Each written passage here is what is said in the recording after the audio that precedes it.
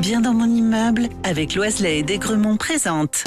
Sud Radio, les incontournables de la copropriété, Thomas Binet. Nous nous retrouvons avec Philippe Loiselet, patron de Loiselet et Desgremont. Et comme chaque vendredi, vous décryptez pour nous l'actualité de la copropriété. Bonsoir Philippe Loiselet. Bonsoir Thomas Binet.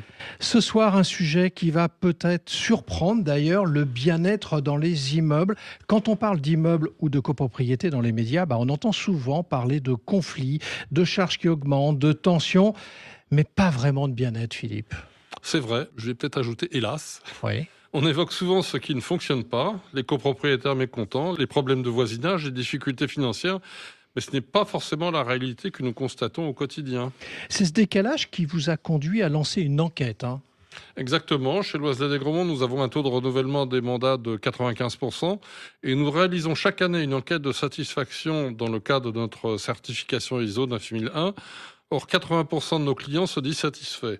Nous avons donc voulu aller plus loin, objectiver le débat et interroger directement les personnes qui vivent en appartement. Alors, comment cette étude a-t-elle été menée ? Nous avons donc confié l'enquête à l'Institut Ipsos avec le concours de l'association Pluriance. Elle a été réalisée auprès d'un échantillon représentatif de personnes vivant en appartement, propriétaires, mais aussi locataires dans les copropriétés, en monopropriété ou en logement social. Et alors, il y a un verdict qui est tombé, forcément. Et oui, le verdict est très clair. 88% des personnes interrogées déclarent se sentir bien dans leur immeuble. 88%. On est loin de l'image anxiogène que l'on entend parfois et que j'évoquais au début de notre échange. Exactement, et ce chiffre est en progression de 4 points par rapport à la présente édition réalisée il y a 18 mois.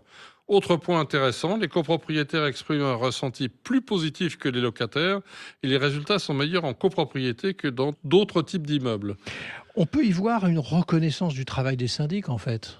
Je le pense bien, Oui. Je le crois. Oui. La gestion structurée, les décisions collectives, l'entretien régulier jouent un rôle dans la qualité de la vie. Et si l'on entre dans le détail, Philippe, qu'est-ce qui explique le mal-être quand même quand il existe ? C'est important de s'y attarder pour s'améliorer. Les principales causes sont sans surprise le bruit et les nuisances sonores en premier lieu. Ensuite viennent les mauvaises relations de voisinage, puis l'inconfort du logement lui-même. Donc ce ne sont pas d'abord des questions de gestion, on aurait pu y penser naturellement. Non, le cœur du mal-être tient davantage au quotidien, le calme, les relations humaines, le confort. Et les personnes interrogées formulent-elles des pistes d'amélioration ? Bien sûr, elles citent notamment le coût du logement, le confort de l'appartement, la sécurité et le contrôle d'accès, ainsi que la tranquillité générale de l'immeuble. Ce sont des attentes très concrètes au final. Et si l'on parle justement de gestion, que disent les habitants de leur syndic ou gestionnaire ? Là encore, les résultats sont très éloignés des idées reçues. 79% des personnes interrogées se disent satisfaites ou très satisfaites des relations qu'elles entretiennent avec leur gestionnaire ou leur syndic. Oui, parce que 79% quand même c'est un niveau assez élevé. Oui, et cela montre que la perception globale est plus nuancée que l'on croit. Du coup, l'enquête aborde aussi les évolutions récentes de la réglementation. Tout à fait. Les personnes interrogées se disent favorables au financement des travaux par un emprunt collectif, désormais facilité par les évolutions réglementaires récentes. C'est un point important pour accompagner les rénovations énergétiques. Et sur la modernisation des pratiques, on est bien d'accord. Eh bien, les copropriétaires sont également très favorables à la dématérialisation et à l'utilisation des nouvelles technologies, comme le vote à distance en assemblée générale. Cela confirme que la copropriété entre pleinement dans une ère plus moderne. En résumé, Philippe, qu'est-ce qu'on doit retenir de tout ça ? Le message est simple. Contrairement aux idées reçues, la grande majorité des Français vivant en appartement s'y sentent bien. Il existe des points d'amélioration, bien sûr, mais la copropriété n'est pas le lieu de tension permanente que l'on décrit parfois. Merci Philippe pour ces informations. Nous vous retrouvons vendredi prochain pour un autre numéro d'Oser investir, les incontournables de la copropriété.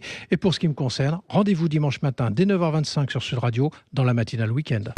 Sud Radio, les incontournables de la copropriété, Thomas Binet. Avec Loiselet et Desgremont, bien dans mon immeuble.